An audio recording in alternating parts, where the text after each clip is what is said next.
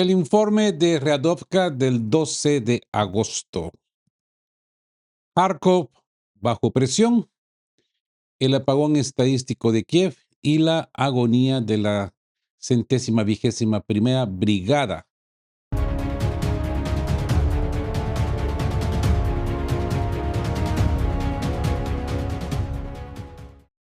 Esa ofensiva en el noreste y la liberación de Aniskino y Bodiane. Bienvenidos a nuestro segundo espacio de análisis internacional en De qué hablan Geo para este miércoles 12 de agosto de 2026. Concentramos nuestra atención estrictamente en la evolución de los acontecimientos sobre el terreno y los informes de última hora del frente. De acuerdo con el informe final de Ryadovka del 12 de agosto, las fuerzas rusas continúan su avance metódico en el noreste del Oblast de Kharkov. El grupo de Fuerzas Norte concretó la liberación de 2 asentamientos de forma simultánea en Aniskino y Bodiane. ¿Cómo se fraguó este avance? Pues a principios de agosto las tropas rusas consolidaron sus posiciones a lo largo de la línea de Ustinovka y Ivashkino, en el flanco oriental del cuello de botella.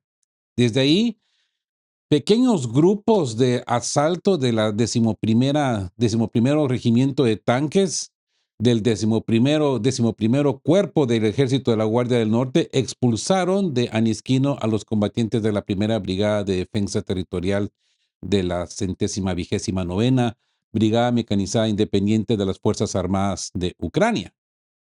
Posteriormente, tras varios días de combates, en los que las unidades de asalto atravesaron zonas boscosas para quebrar a los ucranianos, se aseguró la localidad de Bodiane. Esta captura sitúa a las fuerzas rusas directamente a las afueras de Ojabatka, en el centro logístico de vital importancia estratégica en el sector de frente. Con estos movimientos se está conformando un verdadero crisol táctico en el norte del río Plotva, amenazando con privar a los ucranianos de sus bastiones de aprovisionamiento y reduciendo drásticamente un corredor de retirada que actualmente cuenta con apenas 15 kilómetros de longitud. Amigos, este encierro ya lo veníamos prediciendo acá en De qué hablan Geo, y ya podemos ver que va a pasos acelerados. Es increíble que este caldero se esté formando con tanta rapidez. Pues como les prometí, vamos a seguir poniendo ojo firme y vamos a estar siguiendo muy de cerca los sucesos en esta parte al noreste de Kharkov, noroeste de Kharkov. Pues bien, la hoja de higuera. Kiev oculta el fallo masivo de sus defensas aéreas.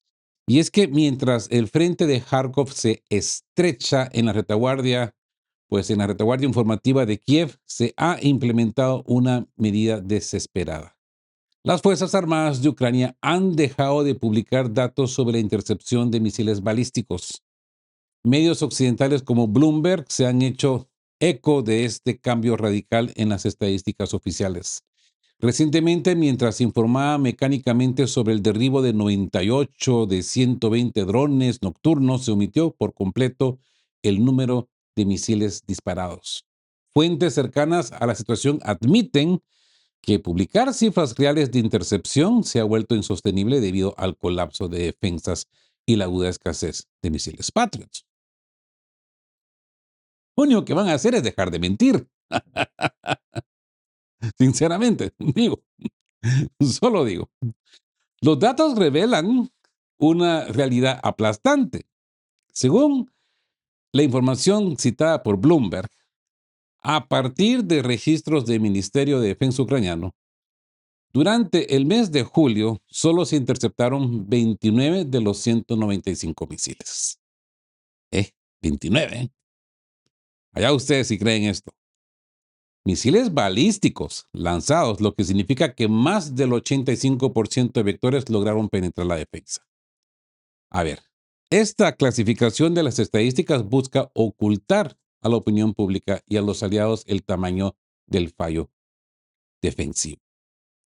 Analistas internacionales, incluido el Instituto para el Estudio de la Guerra por sus iniciales ISW, señalan que esta no es una casualidad, sino una estrategia deliberada de Moscú. ¿Mm? Priorizar sistemas de ataque de largo alcance capaces de burlar los escudos aéreos de forma fiable, utilizando la escasez crítica de interceptores, mermados también por la demanda global hacia Oriente Medio, como una palanca de presión geopolítica definitiva. Ya. Si ya no vamos a recibir estos noticiones de derribos, también es culpa de Moscú. No, pero bueno, cambiamos de tema y hablemos de la agonía de la 121ª Brigada, el abandono y la sed en Zaporozhye.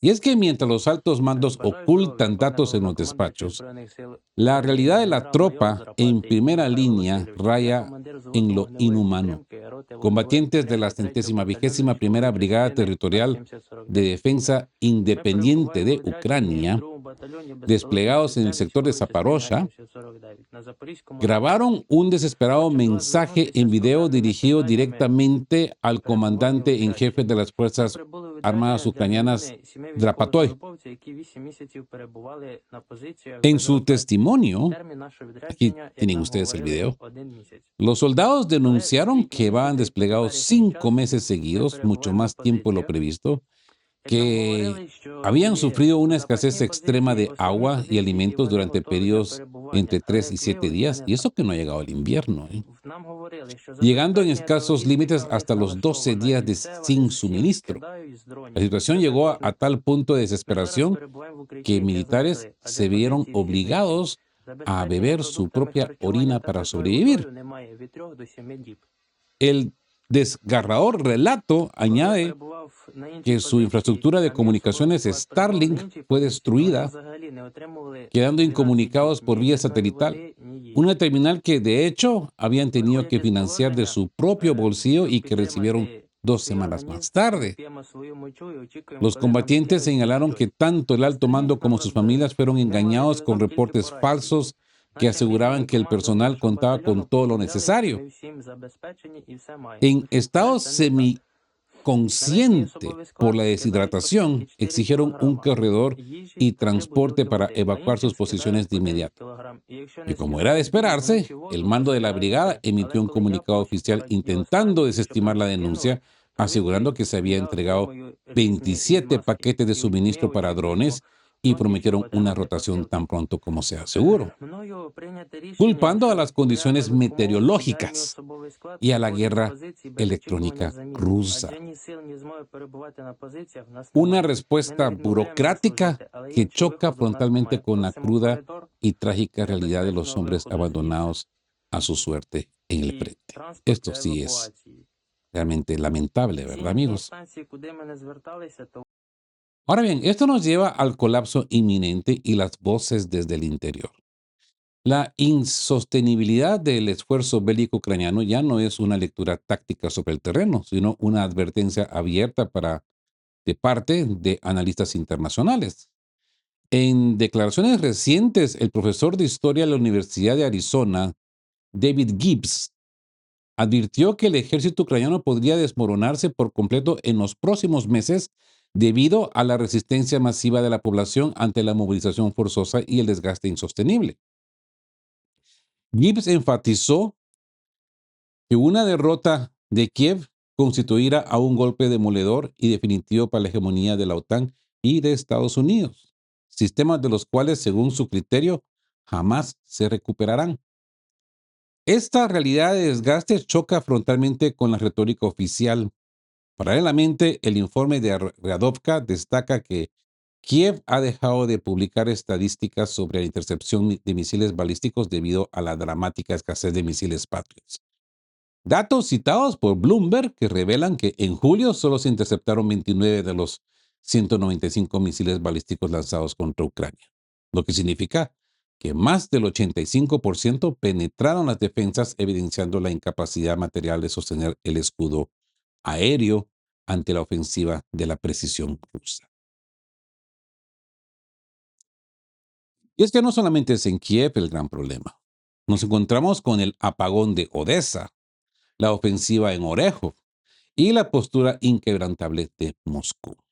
Sí, hablemos de la parálisis total de Odessa y el impacto de la red eléctrica y ese preludio estratégico. Amigos, ahora analicemos en profundidad el reporte del bloguero noruego Steigan sobre la situación crítica en el sur de Ucrania.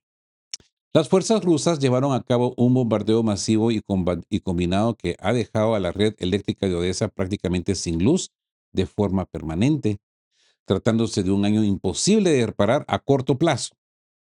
En la noche del 10 de agosto, hace 2 noches, el objetivo principal fue la infraestructura de combustible, el puerto marítimo, la central termoeléctrica de Odessa y 7 subestaciones eléctricas en el sur del país. ¿Se acuerdan? Hablamos de eso en su momento, hace 2 días.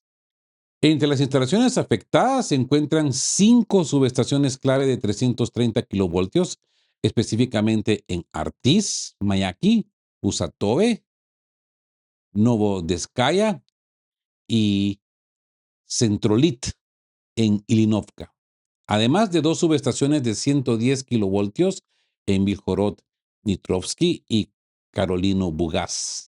Como informó el corresponsal militar ruso Eugeni Podubny, esta ofensiva paralizó de hecho el centro energético del sur de Ucrania e interrumpió el enlace energético que transfería electricidad hacia las vecinas Moldavia y Rumanía.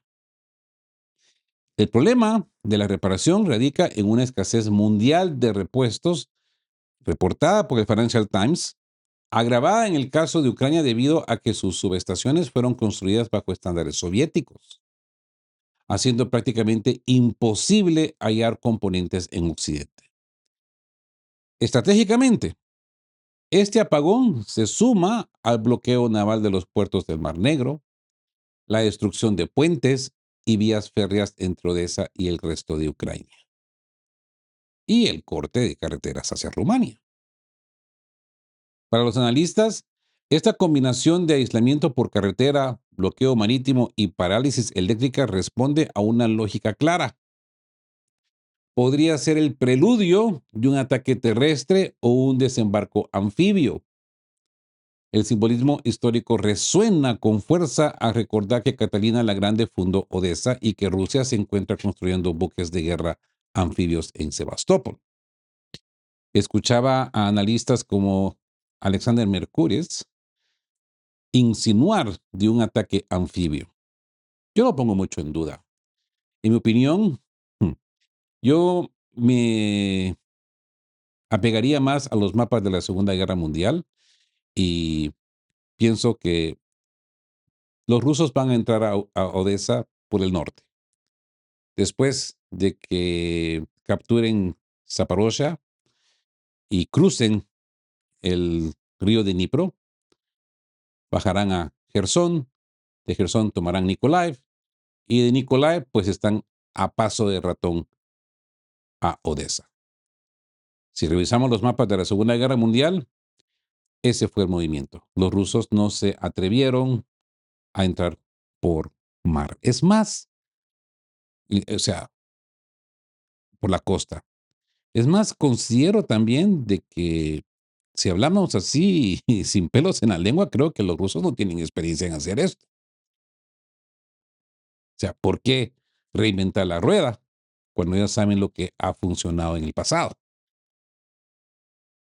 Digo, puede que me equivoque, puede que un personaje como Alexander Mercurios pues tenga una mejor analítica que la mía, pero en mi opinión, yo no veo a los rusos entrando por mar.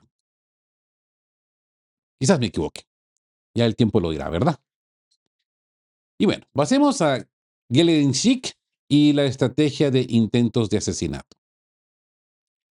En paralelo a la campaña en el sur ucraniano, la tensión se ha extendido hacia el territorio ruso con operaciones de gran calado político. Recientemente, un ataque con drones ucranianos en una playa cercana de Gelendzhik, en la región de Krasnodar, causó la muerte de 7 turistas, aunque Robert Brody, comandante de las fuerzas de sistema no tripulados de Ucrania, alegó que el blanco era un sistema antiaéreo S-400 situado a 20 kilómetros.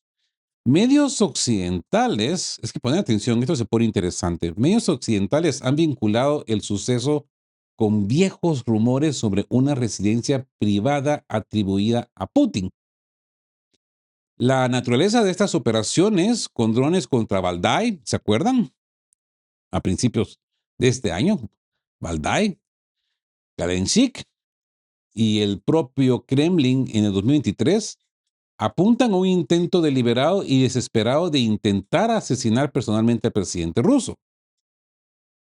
Ante el fracaso de la campaña de drones, la anulación de las sanciones, el colapso de la defensa aérea y el resquebrajamiento del frente, los informes señalan que a Kiev le restaría esta vía extrema. Sin embargo, analistas advierten que ni siquiera una medida de esta magnitud cambiaría el rumbo del conflicto, dado que el liderazgo del Consejo de Seguridad y figuras como Medvedev adoptarían una línea de acción aún más decisiva y más fuerte, ¿verdad?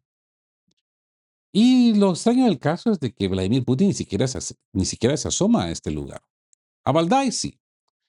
Y la mayoría del tiempo, principalmente con la cantidad de trabajo que tiene, se mantiene en el Kremlin. Y de esto no hay ni siquiera necesidad de investigarlo, es obvio, ¿no? Digo. Pues bien, vayámonos al cerco sobre Orejov y el avance en el sur. En el terreno terrestre, el Ministerio de Defensa ruso confirmó que las unidades de asalto del Grupo de Fuerzas del Dnieper, comandadas por el coronel general Teplinsky, lograron capturar la parte sureste de Orejov, controlando actualmente cerca del 30% del territorio de la ciudad, principalmente en la zona sur. Y en mi opinión, es más del 30%. Como ustedes pueden ver en el mapa, 30% es el área roja y el área gris, la zona gris, ha aumentado.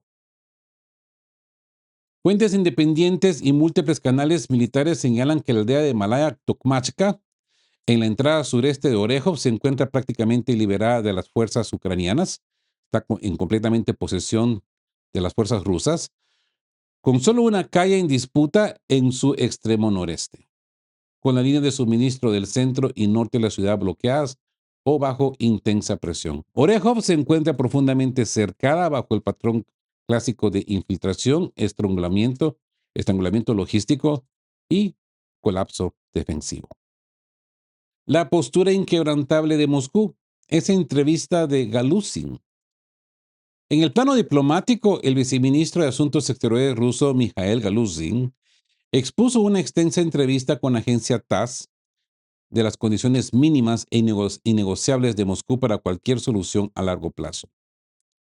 La retirada completa de las tropas ucranianas de las 4 regiones anexionadas. La renuncia formal de Kiev a sus aspiraciones de ingresar en la OTAN, comprometiéndose a una neutralidad a largo plazo. Una drástica reducción de las Fuerzas Armadas ucranianas y la disolución de organizaciones de extrema derecha como la Brigada Azov y el Sector Derecho, junto con la desnazificación de la vida política. Galuzin rechazó de plano las mediaciones europeas y estadounidenses, señalando que el apoyo militar, la inteligencia y la operación de redes como Starlink descalifican a Washington y a la Unión Europea como socios para la paz, insistiendo en que Zelensky y su círculo deben abandonar el poder. Mientras tanto, en el tablero regional, la formación de una alianza militar entre Arabia Saudita, Turquía y Pakistán refleja más un intento de buscar autonomía estratégica frente a Washington que una demostración de fuerza unificada, con Riad financiando de apoyo militar y buscando canales de diálogo energético con Moscú y Pekín. Y bien, hablemos de este gesto humanitario en Moscú. La liberación de Robert Gilman y el contraste con el caso de Gonzalo Lira. Para cerrar este segundo bloque del día, un acontecimiento diplomático ha marcado la pauta informativa, y es la liberación por parte de Rusia del exmarino estadounidense Robert T. Gilman, que se encontraba encarcelado desde 2022. Esto, según lo confirmó el propio presidente de Estados Unidos, Donald Trump, la medida se adoptó por razones humanitarias y sin que Moscú pidiera nada a cambio. ¿Por qué hay que hacer énfasis en esto? Porque normalmente cuando hay ese tipo de prisioneros, se intercambian por otros prisioneros. Esta es la trama, ¿no? Hillman, de 32 años y condenado inicialmente por agredir a un agente de policía en estado de embriaguez y posteriormente sentenciado a más años tras incidentes en la colonia penal, agrediendo a otros oficiales, sufrió un grave deterioro en su salud mental, llegando a ser trasladado a una unidad psiquiátrica civil en un estado catatónico descrito como estupor disociativo. Tras un indulto presidencial y las gestiones encabezadas por funcionarios como el secretario de Estado Marco Rubio, Hillman fue evacuado en un avión del Departamento de Estado de Estados Unidos, rumbo a un hospital en Texas para recibir atención médica. Este acto humanitario de Moscú, bien, ¿no? Bien por Moscú, al enviar a un ciudadano de regreso a casa a cambio de nada, inevitablemente, pues yo diría que trae a la memoria la dolorosa tragedia de figuras como el periodista Gonzalo Lira, quien enfermo y perdió la vida en una prisión ucraniana bajo asedio, mientras Rusia demuestra disposición humanitaria en este caso. Queda en evidencia el contraste con las trágicas consecuencias de la negligencia institucional entre otros frentes, principalmente del Departamento de Estado de Estados Unidos, que no hizo absolutamente nada por Gonzalo Lira.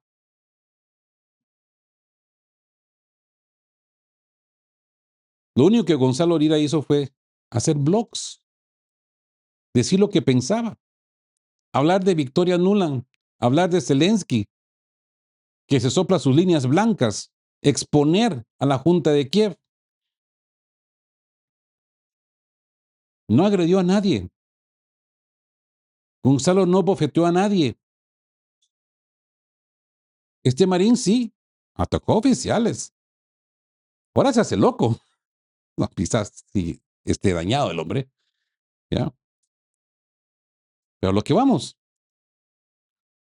¿por qué el Departamento de Estado de Estados Unidos no tomó acción al igual con Gonzalo Lira, sino que lo dejaron morir en una prisión ucraniana?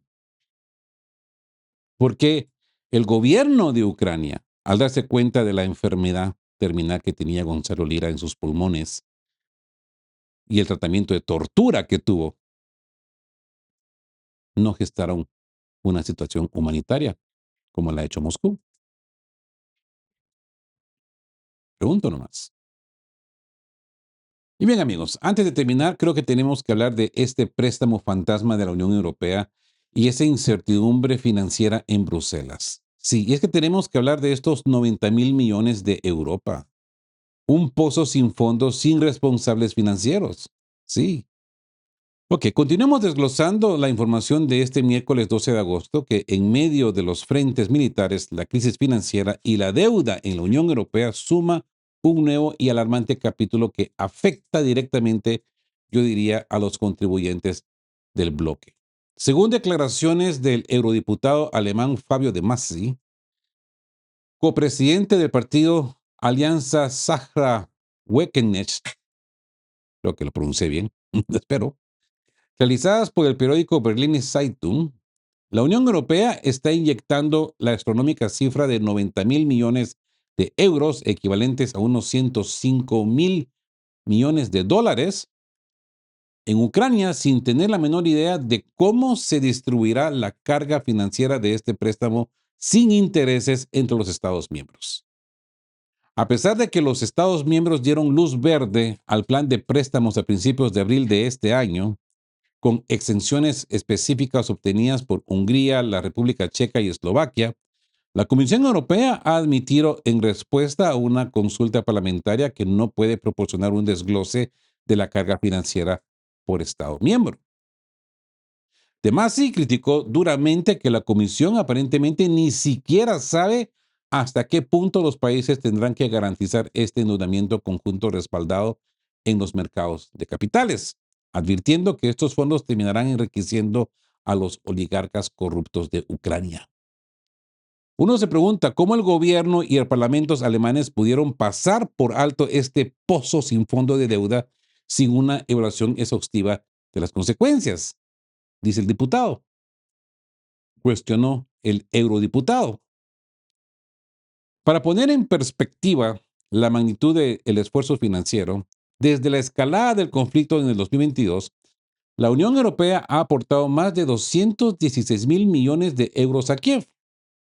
Alemania se mantiene como el principal aliado del bloque, habiendo gastado más de 43.300 millones de euros en ayuda directa, además de comprometer otros 57.600 millones de euros en asistencia militar para los próximos años.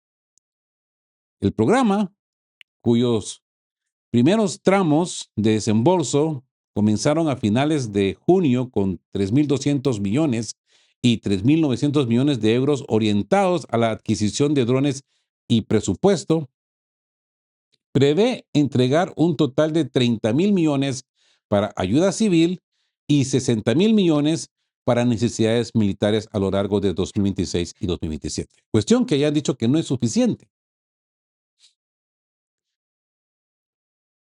La gran incógnita sobre la devolución de estos fondos también ha generado fricciones políticas. El presidente del Consejo Europeo, Antonio Costa, había señalado previamente que Ucrania solo tendría que devolver el dinero después de recibir reparaciones de Rusia tras el fin del conflicto. ¿Qué toman estos tíos, eh? ¿Qué toman que no comparten, eh? Una premisa que Moscú ha calificado de totalmente alejada de la realidad. Obvio no.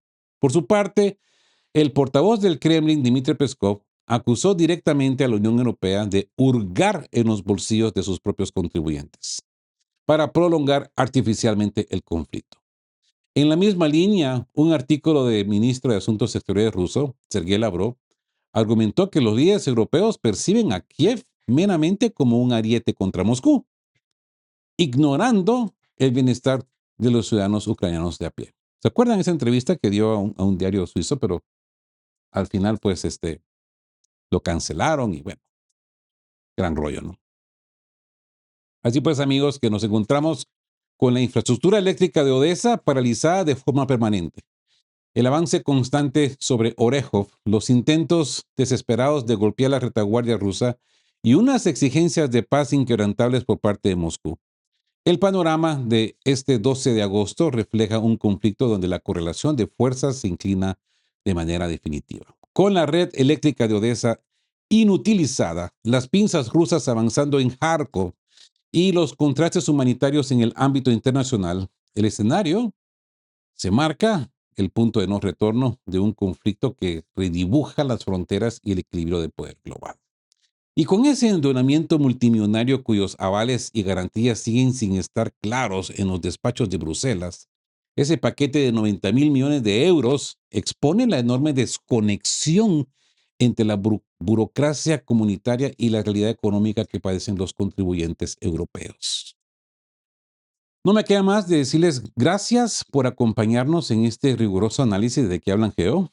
Si este contenido les ha aportado valor, suscríbanse, denos su gusta, activen esa campanita para no perderse el siguiente episodio de qué hablan Geo. Como les digo, hemos tomado un nuevo modus operandi, y es que a como llegan a las noticias, así van a salir los videos. No vamos a esperar a recopilación, no vamos a esperar a hacer guiones largos y a como vengan, salimos, amigos.